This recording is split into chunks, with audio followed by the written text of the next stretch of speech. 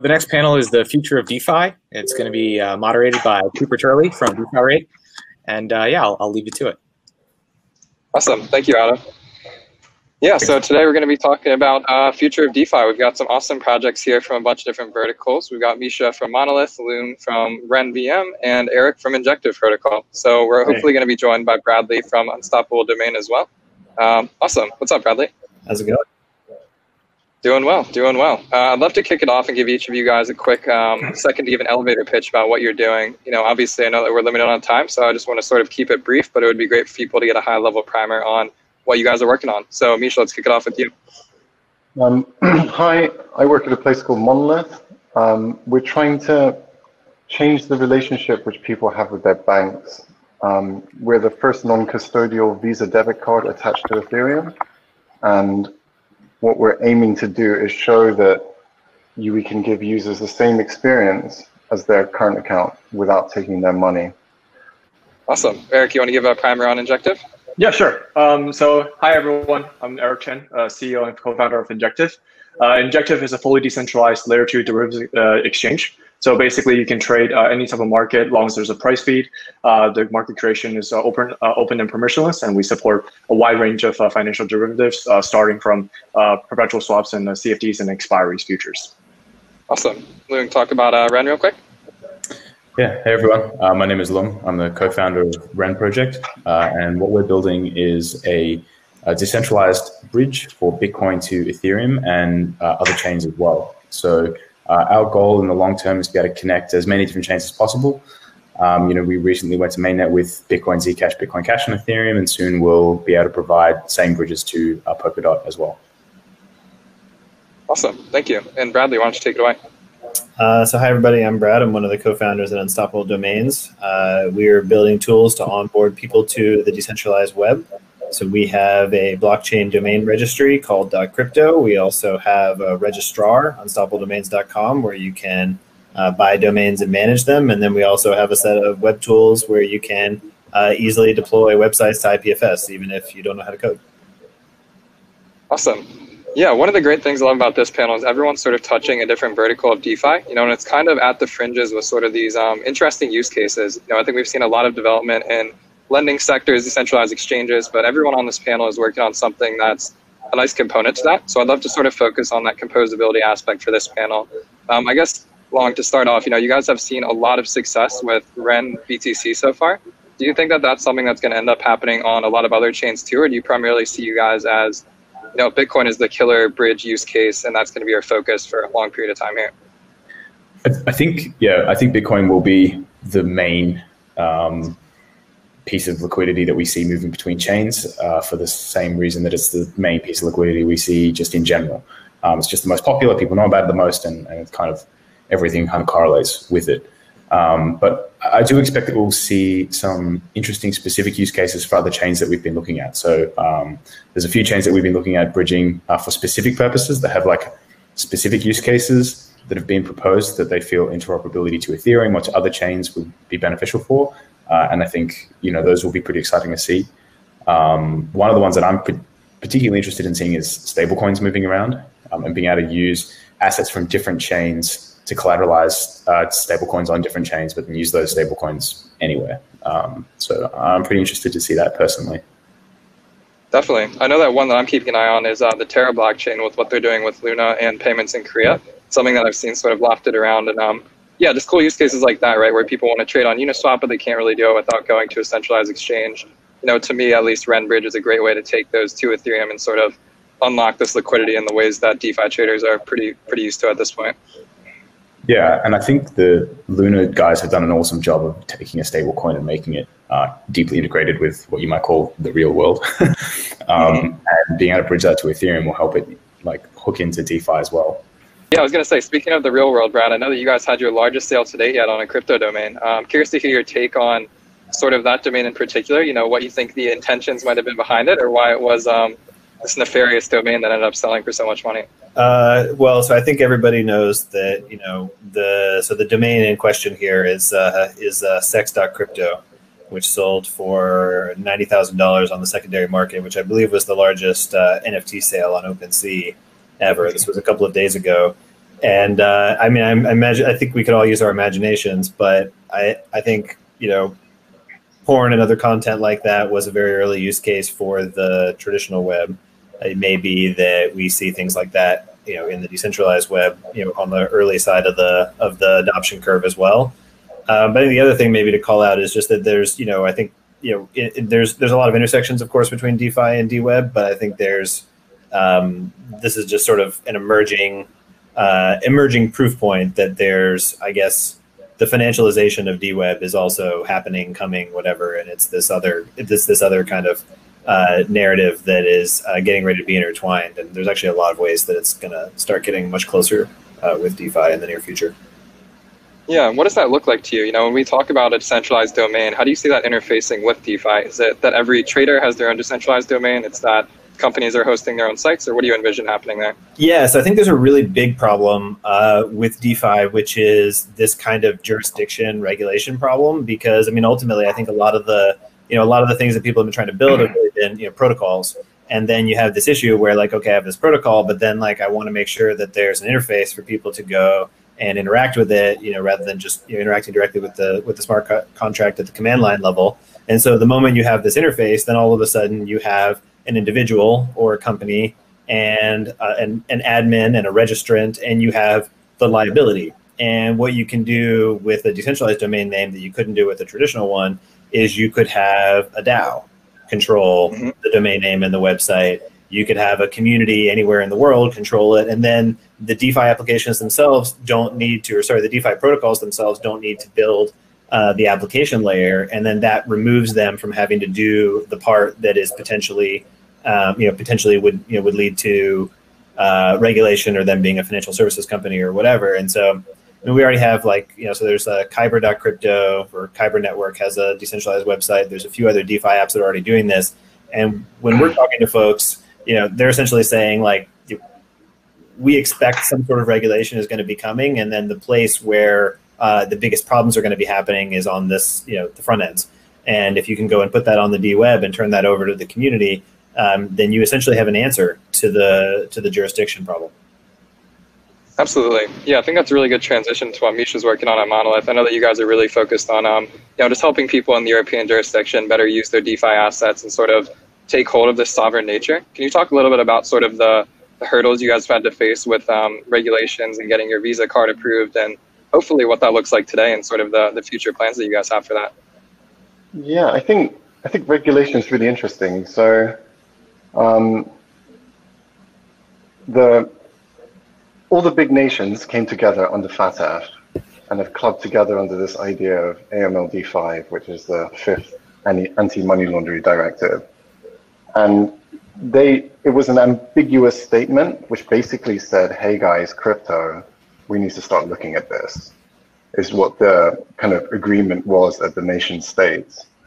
And then each countries picked a regulator internally. The UK picked the Financial Services, or the Conduit Authority, which is our financial service regulator. And they've turned around and actually have been, they've been more conservative actually than the original FATF position. So in the UK, they have this concept of a virtual asset service provider, which if you're someone who's written a smart contract and they can identify who you are, and if you are either selling goods to a UK person or you are a UK entity or belong in the UK, you can't enable a swap, for example, under UK law. And the regulator requires KYC on swaps. So, I mean, we as a business believe in self-sovereign assets. We're non-custodial. We are a entity. We're not decentralized finance, we ultimately, I think even the US government can knock on our door at any point and throw us in jail. So we have we have to act as good citizens. I think all we can do is try and push people and kind of educate people to why we're trying to do this. I think when we went to our regulator and we took it to them first and we went, hey guys, I can produce something which kind of feels like a current account, but I have no systemic risk to my users. I can't, mess with my users' bank account numbers. I can't do nefarious stuff with their money. How about you letting me have a go at this?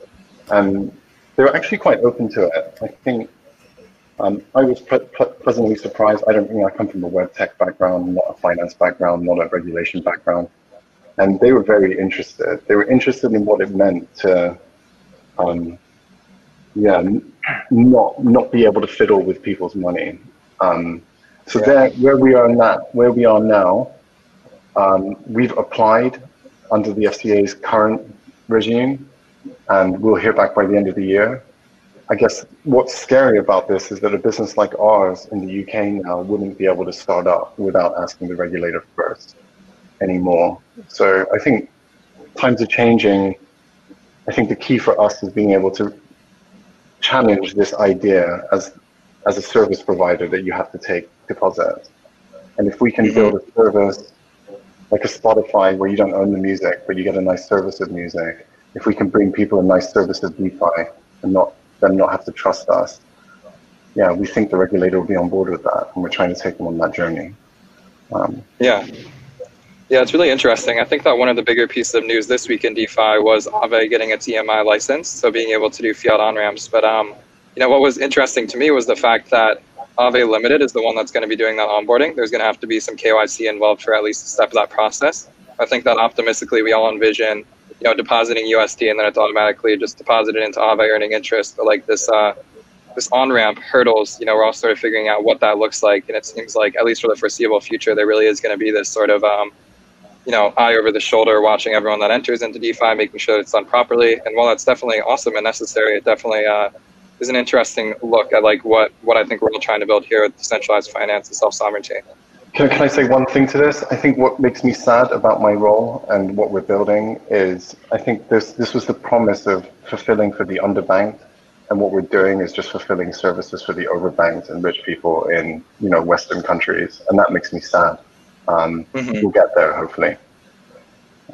Yeah, I couldn't agree more. And I think that, that's actually a good point, because right now on Ethereum mainnet, I think that a lot of the small people have gotten boxed out. It's basically just a whales game, trading really anything on DeFi, and then any use case outside of DeFi has just gotten completely stamped out. So I guess, Eric, passing it over to you, I know that you guys are planning on building on layer 2. You are building on layer 2.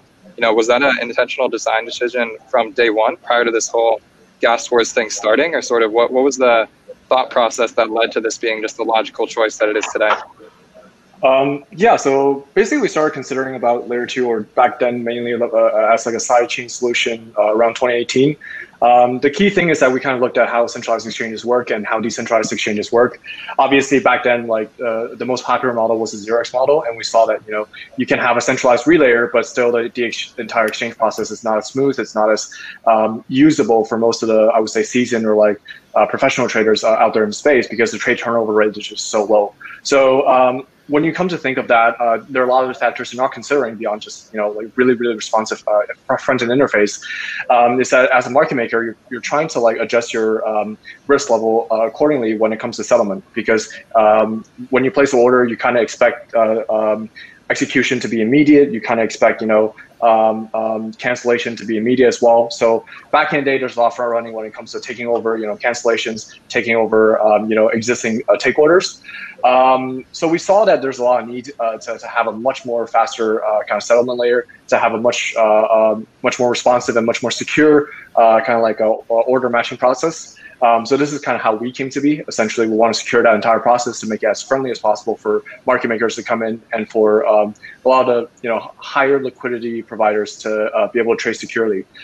Because back then I was also looking into market making, and I had to adjust my risk parameter and spread really really conservatively. So I think that's actually one of the reasons why DEXs didn't have much liquidity back then. And right now, I guess thanks to Uniswap, there's a constant curve. And the boom of DeFi that created this entire rush of liquidity into it. But I think the underlying risk function is still around the same. It's really interesting too, because one of the things with 2017 is like these silos that popped up with centralized exchanges. So you kind of had the Binance of the world, which were the holy grail. But now nowadays, the DEX ecosystem is very composable. People are pulling liquidity from all over. There's aggregators routing it together. I'm curious to hear on your guys' end, how does that fit into the trading experience you guys are able to offer, and sort of the spreads and the depths and really the opportunities for traders? What does that look like? Yeah, so basically one thing we do have to sacrifice a little bit is just in general, like on-chain composability. Obviously, there are things that we can work on a little bit down the road to kind of highly improve that. That's completely within the question as well. But currently, as it stands, for the version that we're going to be putting out soon, that is something we're going to be sacrificing. Essentially, you're adding one more layer, and a lot of transactions are going to be effectively happening off Ethereum chain. But I think kind of like just in general, like the way that derivatives exchanges work, the way that a lot of these derivative protocol works, you're kind of just in general being isolated from the DeFi ecosystem a little bit as well. We kind of don't really work like margin trading where there's also lending pool that you can capitalize on. So just in general, I would say derivatives is kind of like self-isolated in a sense. But I think I see that as an advantage because there's you're kind of I would say like 50% isolated from DeFi, but you're also 50% isolated from the rest of the world. So we can introduce a lot of markets outside of the crypto realm or even outside of traditional realm.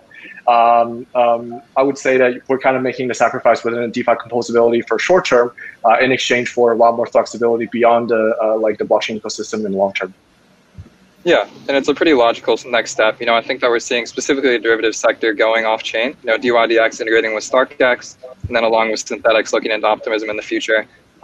This layer 2, conversation is a pretty hot topic right now. I would love to open floor and see if any of your individual teams are looking at specific layer 2 projects or sort of what you guys envision for this next couple of months. Do you envision a composable layer 2 ecosystem built on Ethereum, or do you think that we're going to start to see these players like Near coming to the table and kind of siphoning this liquidity off and taking it into their own respective territory? I personally think that once you start thinking about layer 2s, you start seeing the same kind of issues that we see with all the layer 1s that we made, but you see it at a much larger scale. So, we have all these layer 1s, Polkadot, Tezos, Bitcoin, Ethereum, that are essentially silos. And then when you think about the side chains that you create off Ethereum, they're all siloed from each other, either because they just aren't inherently capable of speaking to each other, or because they're very application specific, like something in the case of Injective protocol. So, direct interoperability doesn't necessarily make sense. One difference is that you already have this kind of hub, right? So if you have these two layer 2s, they can kind of go back to their core hub and they can talk to each other through that. But typically that's a very long process. And what we've seen is that at least from the perspective of an interoperability protocol like RenVM, all these layer 2s just look like layer 1s to us.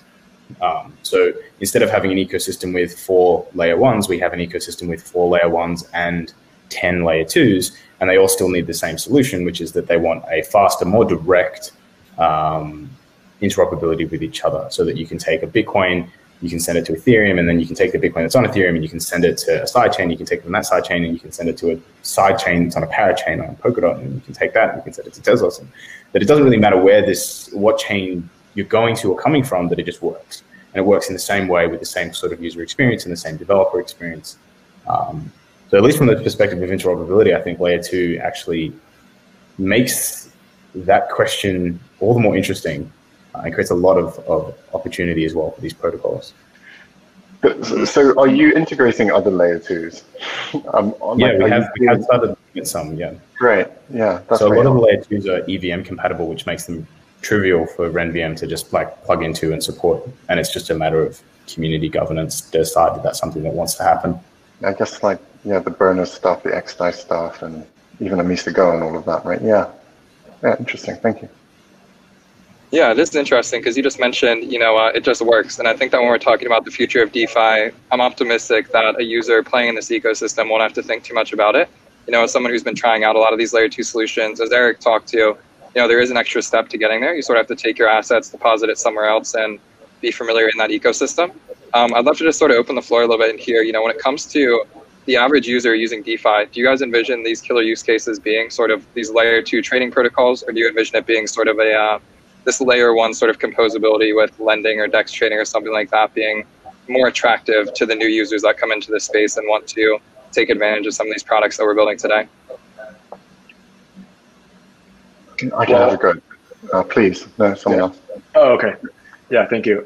So I think just in general, like for like a user's, for just an extremely general user, we can envision it as like a mobile front-end user. What we're going to see a lot is a lot of kind of like a fast gateway or like a sometimes centralized, most of the time I would say centralized. Rarely it's a decentralized gateway for them to access and interact with like the entire DeFi stack. This is mainly due to the fact that, you know, like as an app, it's just very, very difficult to interact directly with the Ethereum blockchain. Obviously, you need a fiat gateway inherently. So that's why we see Dharma, you know, start working on being extremely app focused, being kind of like a fiat gateway for just in general the DeFi stack. And I am extremely bullish on that. But I think that it's kind of similar to how the traditional world works as well. Like basically there's a PayPal and a Venmo of the world that's acting essentially like a middleman for like all the interbank transfers. And they kind of aggregate, you know, all the cash reserves, so-called, before, you know, it reaches the final settlement. So we do see that there's a lot of room for like faster gateways in the meantime. Mm-hmm. Yeah, and when we talk about gateways, Brad, do you guys see yourselves with Unstoppable being sort of a stepping point into DeFi and into crypto, or do you see yourselves as more someone who's already familiar with the space looking to take their experience to the next level? We definitely see ourselves as an onboarding point. You know, I think that, you know, as you know, we're consumer facing companies, so we see ourselves as the way to get started on the DWeb. And so I think there's a lot of emerging DeFi use cases there. And again, I think it's a lot of it is probably going to be around DAOs and putting these DeFi apps onto censorship resistant websites. So that's a very natural place, but it's more for the developers than it is for the consumers. I think, you know, kind of maybe down the road there'll be, you know, points where we would be able to, you know, participate in the onboarding of consumer DeFi applications. But right now it's more developer DeFi and then consumer DWeb. Mm-hmm. That makes sense. And I want to stick on this sort of gateway note. I know that the past few months I've really been looking into like, how do I take these crypto assets I have and use them in the real world? Mischa, I know with Monolith you guys are trying to tackle this with your debit cards. Do you envision a future where sort of all of my funds can be held in crypto and sort of used seamlessly within the real world? Or what are some of the blockers to being able to allow us to do that in a frictionless manner? Yeah, I don't think it will be enough to just let people do what they can do with their bank on crypto, because there's going to be an overhead, you know, unless these layer 2s really kick off or ETH 2.0 comes and totally smashes it. But even then, it'll always be a little bit harder to use this space. Like you're going to have to sign stuff, like use your biometrics a bit more. And I guess what we're excited by is, I think it's that changing of the dynamic again. So your bank is fundamentally interested in making money for their shareholders. And as a portal to the DeFi world, which I think is something which we're trying to build and we're making good progress on. Yeah, we can have a different relationship there. We can kind of tell people, pay us 10, 20 bucks a month, and we'll try and make your money go as far as possible. Whereas every other relationship which someone has, or which people generally have with their money, is that of it going down and their bank balance just going down. I think there's some really awful stats actually. If you look at most of the world, I think we're probably quite lucky individuals, but you know, most people don't like looking at their bank balance and are scared of their bank, you know, are scared of how much money they're paying out in interest. And I think there's an opportunity to go out to people and go, hey, this is something different, you know, and we have a different incentive model and a different relationship. Until then, it's just expensive right now, so it's only going to appeal to whales, and yeah, frankly, that's very boring to me. Yeah, and I think it is interesting how much this DeFi narrative has been ingrained into me personally. So as a funny anecdote, this week I was calling one of my banks about a credit card renewal fee. And I was saying like, hey, can you waive this? And they were like, no. And I started saying, what incentives do you have to keep me around? Like, why should I keep using your service? You know, like what rewards do you offer me? Like taking this yield farming narrative and putting it in a traditional lens. And there was like no registration. Just like, yeah, like you can't waive the fee. You can pay it back with some of your points, but that's about it. And so like, I think that that's a really interesting narrative, like specifically these incentives to keep users around and sort of incentivize them, or just tapping into lending protocols. You know, Loong, I know that you guys partnered with Curve for this Ren yield farming liquidity mining campaign, which was really awesome. Can you talk a little bit about like how much that actually helped with the liquidity of Ren BTC and sort of like the overall usage of the protocol as a whole? I think our launch was really serendipitous. It came just after comp, but just before the rest of the DeFi yielding craze kicked off. And so we were lucky to ride that wave in a sense. I mean, just from a business and marketing perspective, it made sense even before, people were calling it yield farming necessarily. I think that was a term coined by Kane. To be honest, I just remember looking at a Telegram chat, and Kane and Michael from Synthetix and Curve respectively were just like going at it on this like long tangent about all these like things you could do with the liquidity tokens, or where you could put them and then or you'd get out and you could put somewhere else and you could just like lever up massively. And I was just like, yep, cool, whatever. I don't get this. But it certainly helped a lot. I mean, I think that we made two really good decisions when it came to launching WebBTC. One was that we launched WBTC with Kyber and BitGo, I think almost 2 years ago now. And that found its way everywhere into DeFi. And then with Curve, we were able to create a stable bridge where you could go from your Bitcoin to your RenBTC in a permissionless way, and then you go one-to-one from your RenBTC to WBTC, and then go into whatever application it was that you actually wanted to use. Because WBTC is very difficult to actually get a hold of, to mint or to burn. It's kind of it's essentially just Bitcoin exposure. It's in a sense, for most retail users, it's a synthetic that's backed one-to-one by Bitcoin. Because it's not easy to redeem. Whereas RenBTC is BTC in the sense that anyone in any amount can go back and forth, and they all have the same relationship with the protocol. There's no special relationship that you have with, the custodian. Yeah. So I think that was our launch plan, and the incentives just really helped us draw attention to it. I mean, really, in the grand scheme of things, the incentives weren't huge. I think over, the course of 4 months, it was something like $50,000, which for the number of users and the kind of liquidity we saw, it was just enough to get it bootstrapped, to get people talking.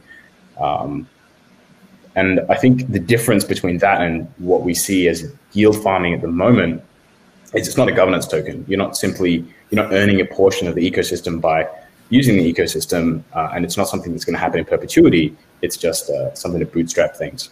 Where some protocols, they intrinsically bind the yield to the usage of the protocol and the governance of the protocol. Yeah.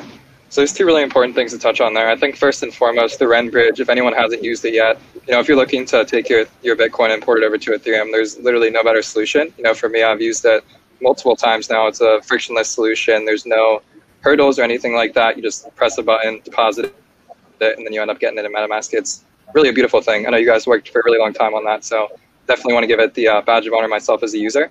And I think to your second point, the narrative of yield farming is actually more enticing than actual rewards themselves, right? So you mentioned like for the Ren liquidity mining campaign, you only gave out about $50,000, but just the fact that you could earn Curve and Ren and SNX from putting your wrapped Bitcoin somewhere, I think that sort of like DeFi token stacking thing is one which has really taken this whole narrative by storm, right? Regardless of the amount of money you're making, it's nothing too crazy, but just like optically telling someone you're earning 3 tokens at once by just putting your capital somewhere is a really compelling narrative, and one that I think is only going to continue to keep stacking up more and more the further we go down this rabbit hole in the next couple of months here. Yep. And at the end of the day, you get a token that you can actually still use to earn yield elsewhere. Yeah, and to your point, I do think that this whole yield farming is the product thing is getting a little bit dangerous. I think you just alluded to it really perfectly, that the entire value of a lot of these new products that are launching are the yield farming itself. It's definitely an interesting distribution mechanism, but I think that we'd be wise to sort of take a deeper look at what's going on under the hood and whether or not there would be any usage if there wasn't an APY or a token to be earned from using X, Y, or Z. Awesome. Well, I know we're coming right up on time here. I want to sort of open up the floor for one last question here.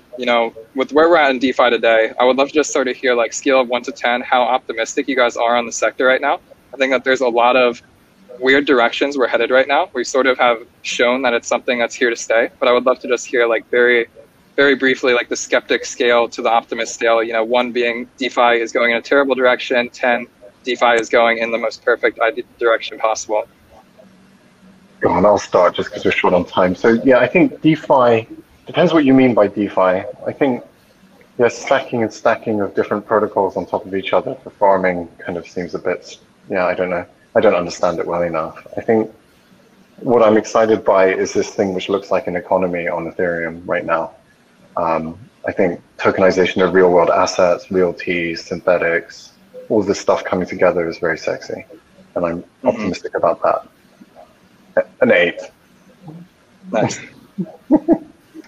I would say that I think that the kind of the inevitable way that crypto markets grow is, there's all kinds of innovation going kind of from all different directions, and some of it's good and long-term sustainable, and maybe some of it isn't, and that everyone will almost definitely get ahead of ourselves at some point, because that's also inevitable, but that's also just part of the cycle. So I think there might be some goofy things emerging now, but that's also kind of a good sign, because it means that we're moving forward. So I would be like, I'm a 9. I don't mind the goofiness. I think it's inevitable, and on the other side of the crash behind the goofiness is when you see what the real stuff was, and there's almost always actual real stuff from those cycles.